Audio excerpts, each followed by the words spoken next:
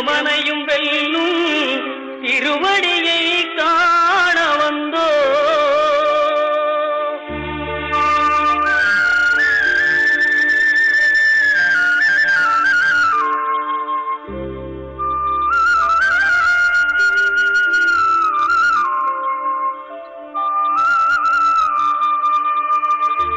பள்ளிக்கட்டு சபரிமலைக்கு கல்லும் முள்ளும் காலுக்கு மெத்தை சுவாமியே ஐயப்போ சுவாமி சரணம் ஐயப்ப சரணம். பள்ளிக்கட்டு சபரிமலைக்கு கல்லும் முள்ளும் காலுக்கு மெத்தை சுவாமியே ஐயப்போ சுவாமி சரணம் ஐயப்ப சரணம். பள்ளிக்கட்டு சபரிமலைக்கு கல்லும் முள்ளும் காலுக்கு மெத்தை சுவாமியே ஐயப்போ ஐயப்போ சுவாமியே.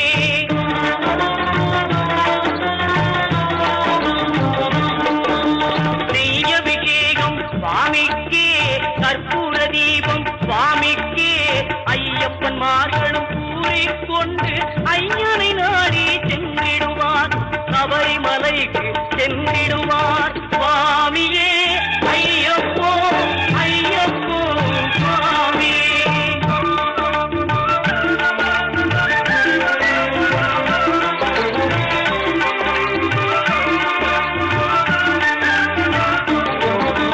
கார்த்திகை மாதம் மாலை அணிந்து நேர்த்தியாகவே விரதம் இருந்து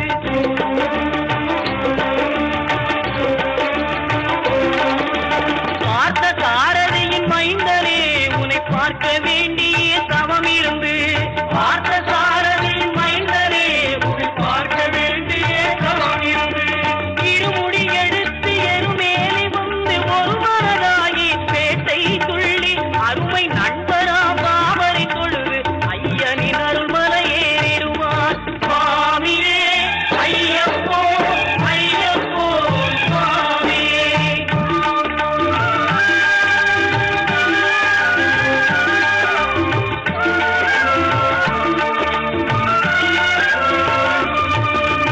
அழுகை ஏற்றும் ஏறும்போது ஹரிகரன் மகனை துதித்து செல்வார் வழிகாட்டிடவே வந்திடுவார் ஐயன் பன்புலி ஏறி வந்திடுவார். கரிமலை ஏற்றம் கடினம் கடினம் கருணை கடலும் துணை வருவார். கரிமலை இறக்கம் வந்தவுடனே திருநெறி பம்பை கண்டிடுவார் சுவாமியே ஐயப்போ ஐயப்போ சுவாமியே.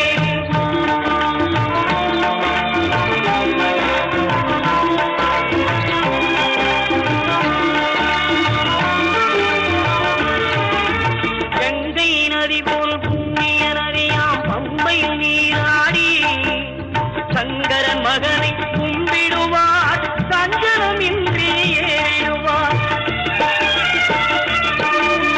நீலிமலை ஏற்றம் சிவபாலனும் ஏற்றிடுவார். காலமெல்லாம் நமக்கே அருள்காவலராயிருப்பார். தேகபலம் தா பாதபலம் தா தேகபலம் தா பாதபலம் தா தேகபலம் தா என்றால் அவரும் தேகத்தை தந்திடுவார். பாதபலம் தா என்றால் அவரும் பாதத்தை தந்திடுவார். நல்ல பாதையை காட்டிடுவார் சுவாமியே ஐயப்போ ஐயப்போ சுவாமியே.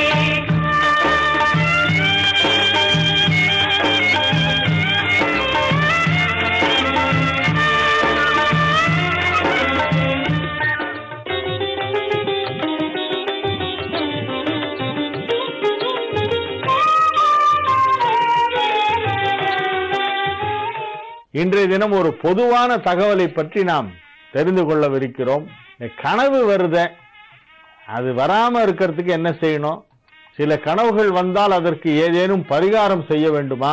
கனவு தொல்லை யாருக்கு அதிகமாக இருக்கும்? அதை தடுப்பது எப்படி?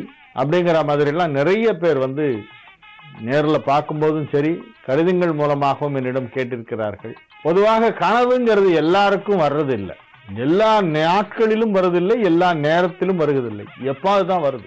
அறிவியல் ரீதியாக நாம் இதை பார்த்தால் ஆழ்ந்த தூக்கத்தின் பொழுது ஒருவருக்கு கனவு வராது.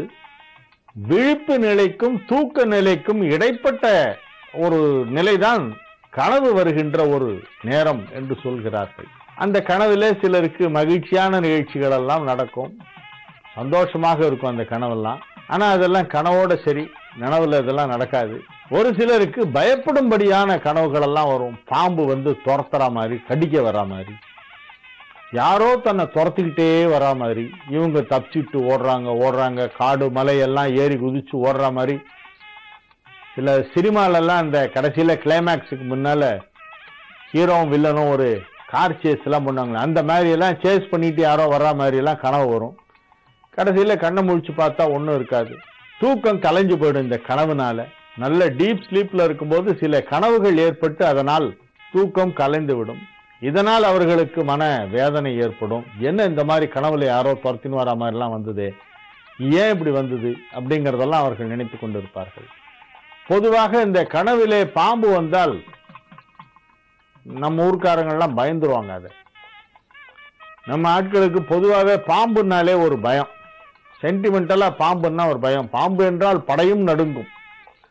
அதுல வேற கனவுல பாம்பு வந்துருச்சுன்னா அதுக்கு என்ன மீனிங் அப்படின்னு வந்து கேட்பாங்க. கனவுல பாம்பு வந்தால் செல்வம் வரும், நிறைய பணம் கிடைக்கும் அப்படின்னு ஒரு நம்பிக்கை உண்டு. குழந்தை பாக்கியம் இல்லாமல் இருப்பவர்களுக்கு கனவுல பாம்பு வந்து படம் எடுத்து ஆடுற மாதிரி வந்தா புத்திர பாக்கியம் உண்டாக போகிறது, நீ கருவுற்று இருப்ப, வேணா பாரு, அடுத்த மாசம் தெரிஞ்சிடும் தகவல் அப்படின்னு சொல்லுவாங்க. இதெல்லாம் வயசான பெண்கள் வீட்டில் சொல்லுகின்ற விஷயம். ஒரு பெண் கருவிட்டு இருக்கும் பொழுது பாம்பு வருவது போன்ற கனவு வரும் என்று சொல்வார்கள்.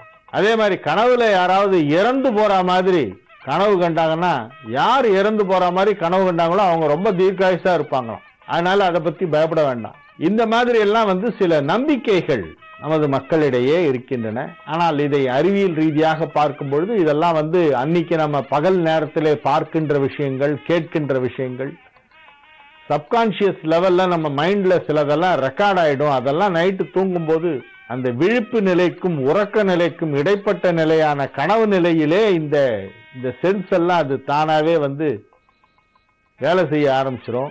அதனால இதெல்லாம் வருது அப்படிங்கிற மாதிரி ஒரு மருத்துவ ரீதியான உண்மை. அது என்னதான் மருத்துவ ரீதியாக இப்படிப்பட்ட உண்மைகளை எல்லாம் நாம் சொன்னாலும் மக்கள் வந்து இந்த கனவுக்கு என்ன பலன் என்று நிச்சயமாக கேட்பார்கள். கனவு பலனை கேட்பதற்காகவே நிறைய பேர் ஜோசியர்கிட்ட வராங்க. எனக்கு இப்படி ஒரு ட்ரீம் வந்தது, இதுக்கு என்ன அர்த்தம் அப்படின்னு சொல்லலாம் கேட்பாங்க. ஆனா முக்கியமான இன்சிடென்ட் லைஃப்ல நடக்கும்போது சில கனவுகள் வருவது உண்டு.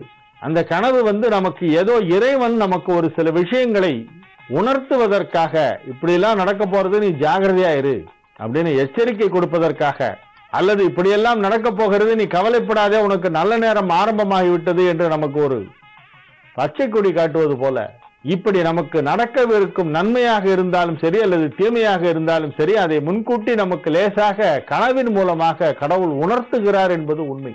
அதற்காக எல்லா கனவும் அப்படியே பலித்து விட போவதில்லை என்பதை முதலில் நாம் புரிந்து கொள்ள வேண்டும். ஏதோ ஒன்று கனவுல நடந்துருச்சுன்னா அது எங்க நிஜத்துல நடந்துருமோன்னு பயப்பட வேண்டாம். அப்படிலாம் நடக்காது. சிலதெல்லாம் கனவோட போயிடும். பகல் கனவு கண்டு கொண்டிருக்கும் பலருக்கு இந்த உண்மைகளை பற்றி சிந்திக்க தெரியாது.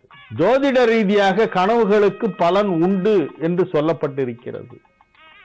ஆனாலும் அதை 100% நாம் எடுத்துக்கொள்ள முடியுமா என்று நாம் பார்த்தால் ஏதோ அதுல ஒரு சில விஷயங்கள் இருக்கத்தான் செய்கிறது. நம்மளுடைய புராண கதைகளிலிருந்து ஆரம்பித்து இலக்கியங்களிலிருந்து எதை எடுத்துக்கொண்டாலும் நல்ல கனவு ஒன்று கண்டேன், அதே போல எனக்கு வந்து உடனே திருமணமாகிவிட்டது, என் கனவிலே ஏதோ சில கெட்ட நிமித்தங்கள் எல்லாம் ஏற்பட்டன, அதற்கேற்ற போல் கெடுதல் நடந்து விட்டது என்றெல்லாம் ஏதாவது ஒரு கேரக்டர் வாயிலாக எல்லா புராணங்களிலும் எல்லா இலக்கிய நூல்களிலும் கனவுகளை பற்றி பேசப்பட்டிருக்கிறது. ஆகவே கனவுகளை ஒட்டுமொத்தமாக நாம் இக்னோர் பண்ணவும் முடியாது, அதுக்கு இம்பார்ட்டன்ஸே கிடையாது அப்படின்னு சொல்லி விடவும் முடியாது. அதற்காக சில பேர்லாம் காலையில் எழுந்து உட்காந்து ஏதோ சினிமா பார்த்துட்டு வந்து கதை சொல்ற மாதிரி சொல்லிட்டு இருப்பாங்க. என்ன சொல்லிட்டு இருக்காங்கன்னு பார்த்தாக்க முதல் நாள் நைட்டு அவங்க கனவுல நடந்த விஷயங்களை எல்லாம் அப்படியே ஒரு சீன் பை சீன் சொல்லிட்டு இருப்பாங்க. ஒரு சிலருக்கு தூங்கி எழுந்த உடனே கனவு மறந்துடும். ஏதோ கனவு வந்ததுன்னு தான் ஞாபகம் இருக்கும், ஆனா என்ன கனவு ஞாபகம் இருக்காது. அப்படி இருந்தா நல்லது. ஆகவே கனவுகள் ஏற்படுவதற்கு பல காரணங்கள் உண்டு. அதான் இந்த தூக்கம் சரியா இல்லைன்னா கனவு வரும், ஜீரண கோளாறு இருந்தாலும் கனவு வரும், அஜீரணம் காரணமாக கனவு வருகிறது என்று டாக்டர்கள் சொல்கிறார்கள். நம்மளுடைய ஜீரண உறுப்புகள் நைட்ல தான் நல்லா வேலை செய்யும். அதுக்கு போதிய தண்ணி இல்லாம இருந்ததுன்னா, தாகம் ஏற்பட்டதுன்னா, தொண்டை ஒட்டி போச்சுன்னா யாரோ துரத்துற மாதிரி கனவு வரும். எழுந்து தண்ணி குடிச்சிட்டு படுத்தோம்னா அப்புறம் மறுபடியும் நல்லா தூக்கம் வந்துடும். ஆகவே ஒரு சில கனவுகளுக்கு மருத்துவ ரீதியான இந்த மாதிரி விளக்கங்கள் இருக்கின்றன. இருந்தாலும் பொதுவாக நாம் படுக்க செல்லும் முன்பாக இறை வழிபாடு செய்து சிறிது நேரம் மனதை அமைதியாக வைத்துக் கொண்டு தியானம் செய்துவிட்டு மகிழ்ச்சியாக இருந்துவிட்டு கொஞ்ச நேரம் வாய் விட்டு சிரிக்கணும். ஹியூமருங்கிறது ஒரு நல்ல மெடிசன். நகைச்சுவை உணர்வு இருந்தாலே பாதி நோய்கள் வராது. ஆகவே நன்றாக சிரித்து விட்டு சந்தோஷமாக படுக்க போனால் நல்ல கனவுகள் வரும், அல்லது கனவுகளே வராது. நன்றாக உறங்குவோம். இறைவனை தியானம் செய்து கொண்டு முருகப்பெருமானை வழிபட்டு, கீழே பாம்பு மயில் விரித்த தோகையோடு நிற்கின்ற முருகனை வழிபட்டு அதன் பிறகு நாம் உறங்கச் சென்றால் நமக்கு உறக்கம் நன்றாக வரும், கனவுகள் வராது. இதை பற்றி இன்னும் சில தகவல்களை அடுத்த நிகழ்ச்சியிலே சொல்கிறேன். தற்காலிகமாக உங்களிடமிருந்து விடைபெற்றுக் கொள்வது உங்கள் வழிகாட்டி ஜோதிடர் ஹரிகேசநல்லூர் வெங்கட்ராமன். வணக்கம்.